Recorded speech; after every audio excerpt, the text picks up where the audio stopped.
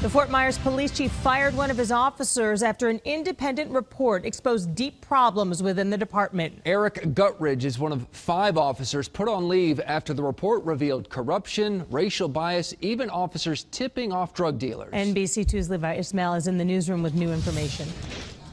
NBC2 has reported that 5 officers have been on paid leave since February, including Sergeant Eric Guttridge. Now, Guttridge is the only one currently that has been confirmed fired. Now, the timing of it all has attorneys working numerous cases in the legal system wondering if there are other officers off the job.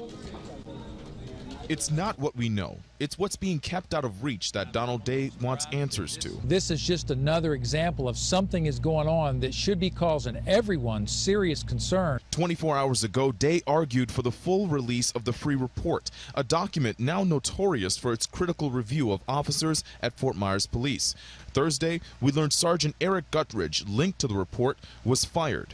After the release of the free report, we learned that 5 officers were placed on leave, including Sergeant Eric Guttridge. Soon after, Guttridge was no longer on that list. Now, Fort Myers Police will not comment on where the investigation stands.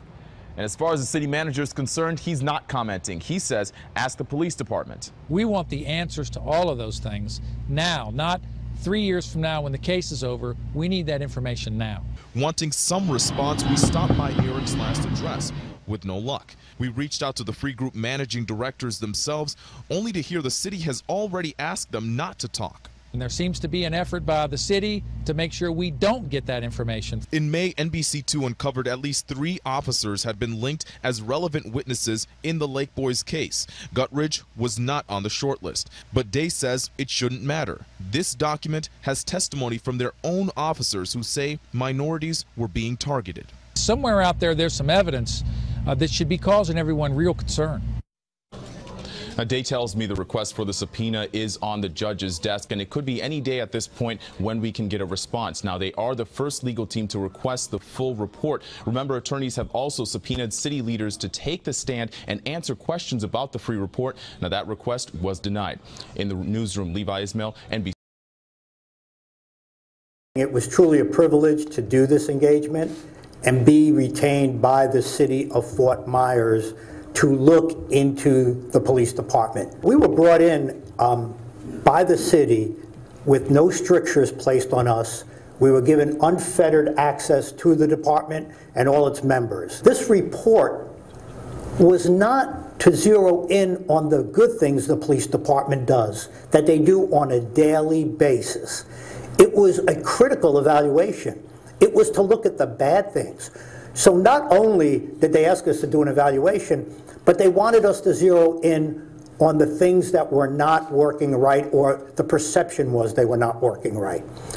We were tasked by the city to identify impediments to addressing realities of life as a police department or any municipal agency is funded by public monies. But when that buyout occurred, the city lost a great deal of very experienced officers.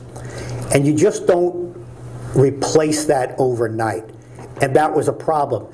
And then when the budgetary problems persist and you cannot replace officers, and the officers continue to operate on a lower level in terms of numbers, their job is harder. So that officer who responds to something on the street where it would have been better to spend more time has to immediately leave that call to go to another call. And so the public then feels they're not getting the proper attention because at that call, maybe they needed that officer longer. And the public's right. But the officer had to move on to another call, and the officer is right. So there are issues when you're not properly staffed. And that's something the city is committed to address. Another one is there is a real thought within the department that preferential treatment permeated the entire organization. In other words, the great majority, if not almost every single person we interviewed, said there was a cliquish system within the department. You either were in or you were out.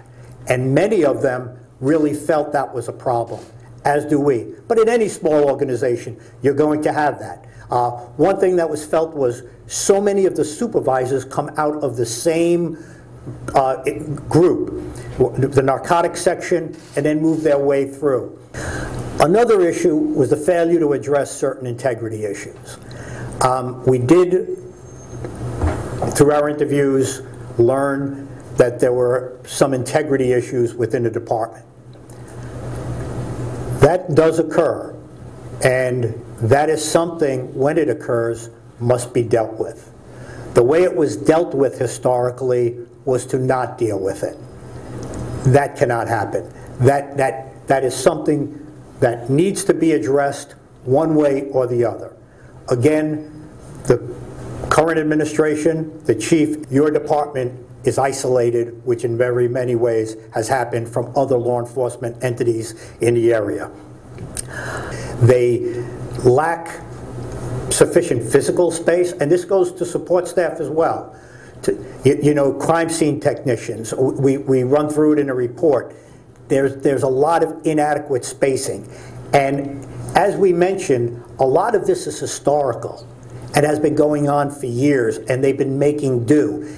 Eventually, to do the job right, you need the proper resources. Our recommendations that we've made in the report, and we've made a number of them, we tiered and made a tiered approach to them. The reason for that is we wanted to put different levels. Tier 1 are recommendations that we believe the city must institute immediately because it affects the safety of the citizens of Fort Myers. So that has to be done right now. An example, the communications division. Historically, that section has been tremendously understaffed. And the fear is from within the police department, and again, much of what we learned comes from the police department. The fear was that someone could get hurt or worse if they don't adequately respond to the 911 calls. And that's something that the city jumped on. So we've got 4 tiers. Tier 1, 2, 3, and 4. And then tier 4, to go to the opposite end of the spectrum, are going to be those things that, such as, can the city afford a new building? Or can the city renovate that building? Or provide other places or locations that might supplement the existing space? Because like anything else, they're running out of space, and that's something that the city is looking into. So that will be acted upon immediately.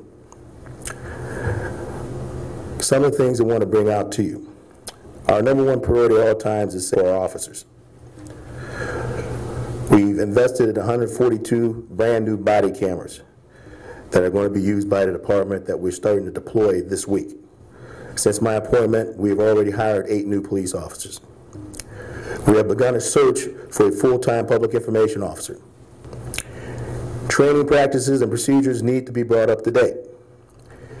We have already embarked upon a strategic training and education program to educate our officers and give them the tools they need to do their job. Substations. We have already started looking at several substations before the report was issued, and indeed the report recommended that we do so. We'll have more details about the specific location of these substations, but in the report, one were the recommendations that we put a substation in the Dunbar community area, which we will do. Overall, we have improved the safety of our citizens in our neighborhoods, and we will continue to do so. It's interesting to see how little a difference there is between so many of the police officers' views and people in the community, and how they share a common concern, and yet there's been tensions and there's been problems like anywhere else. And the goal here is to make the department as good as it can be, to let the public know that the department's there to serve them, and try to meld those interests. And that's what the city is committed to doing.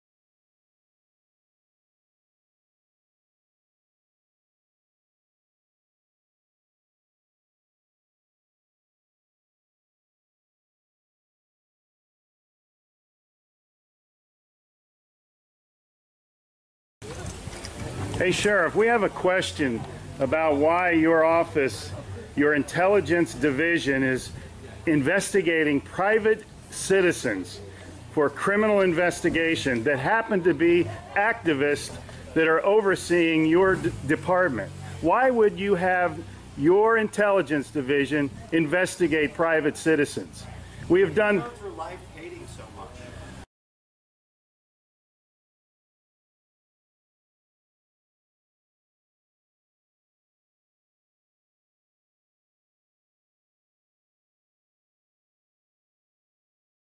Sir, we don't hate anyone. We love freedom and we love American people.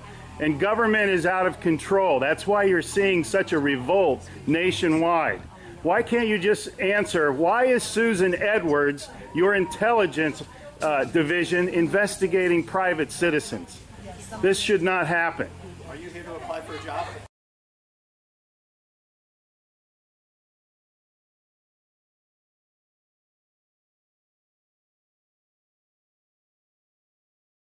Possibly I might be applying for a job, but that's irrelevant to my question. Why would you ask that question? Well, enjoy the fair. Okay. Excuse me. Excuse you? Excuse me, sir. So those of you that haven't Wow. been on a bike before, Sheriff's getting a little too pushy. You work for us, Sheriff. Just keep that in mind. At one time we respected you, but not with that type of attitude.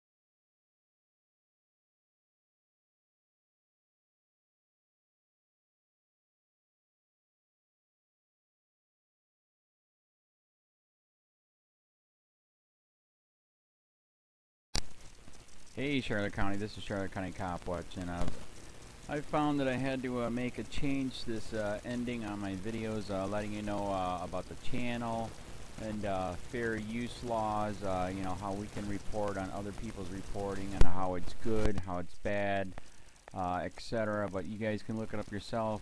It is legal. It's in there.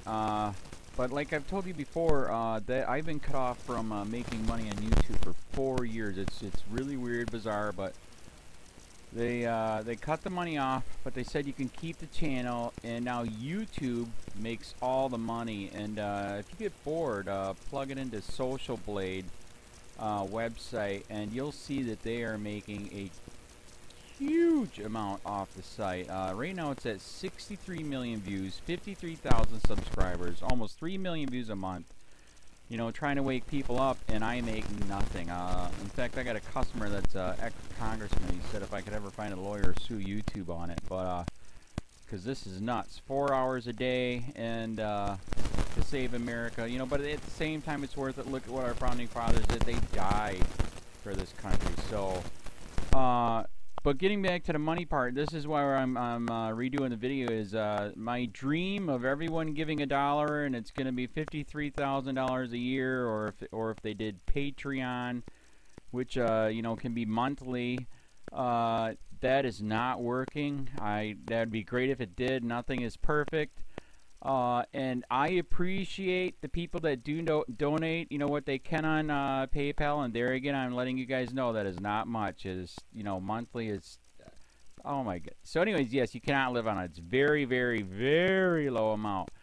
But the dollar things, I do appreciate that. But when I first said everybody give $1, that's not working. I'm just letting you guys know it's, yeah, that dream. Everybody gives $1.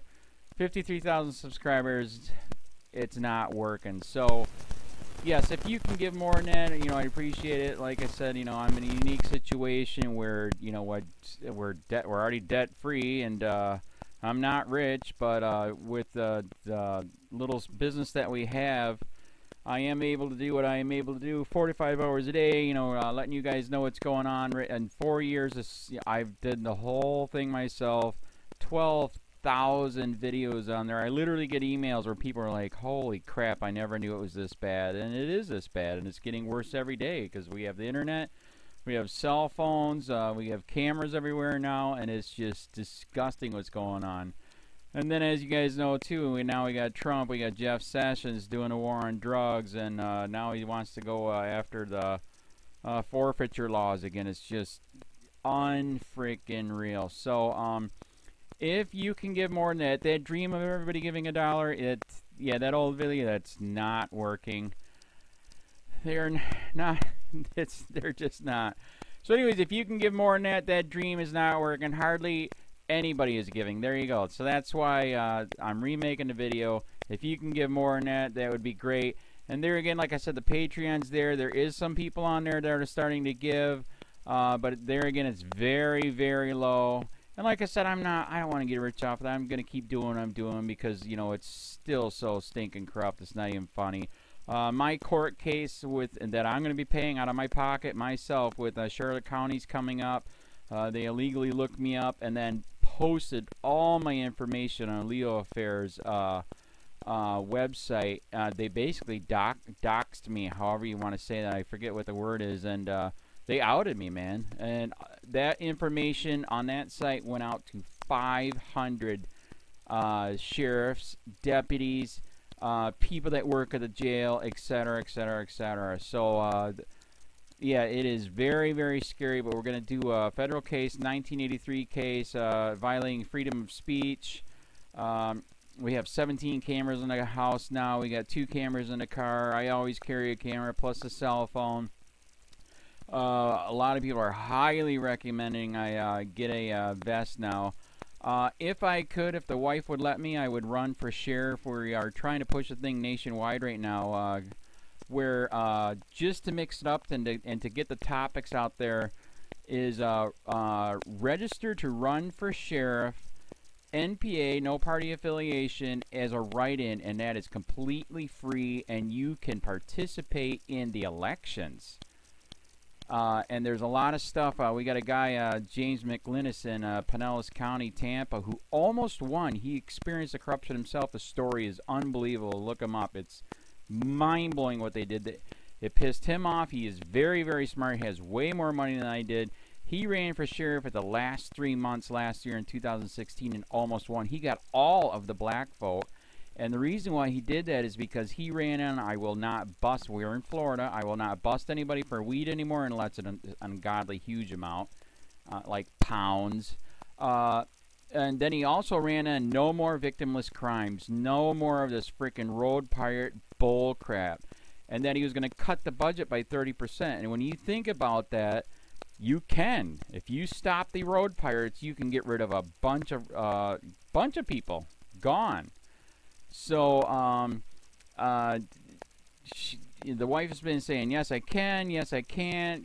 So I don't know. We're trying to find somebody that can do it because I am busy doing this anyways. But, so I'm making a video, like I said, that $1 a month from everybody, you know, for 53,000 subscribers, that is not working. I'm just letting you guys know. absolutely give way more than $1 a month. If you can, I appreciate anything. By the way, remember too, when you give that, PayPal takes like freaking 15 to 20%, so it's even worse than that. But, and there again, like I'm letting you guys know, it's way, what I get is very, very low. Appreciate it, but it is very, very low. Can't live on it. I'm just, you know, I'm working, and that's what I'm working on. And that court case is going to cost a buttload of money. That's federal court. Just the filing fees and the depositions that we're going to be doing with this corrupt cop. So there's another reason to give. We are going to be doing a deposition with this very corrupt. He was in a drug squad. He is a bad guy. He's on steroids. We heard steroids are rampant here. That's why their attitude is so bad. And we are going to get him on video, and it will be on YouTube. So that case alone is $5,000 just to bring it to court, and that's my money out of my pocket. So there's another reason to give, and give way more than $1 if you can. So keep that in mind. This is the new video, and I see, God, I talk a lot. It's already 7 minutes, but had to make it just to let you know that $1 a month from Remedy is not working. They're not doing it. So if you can give more than that, please. So thanks. Keep it up. Share, like, subscribe, tell your friends, send me your videos on corruption, and I'll post it.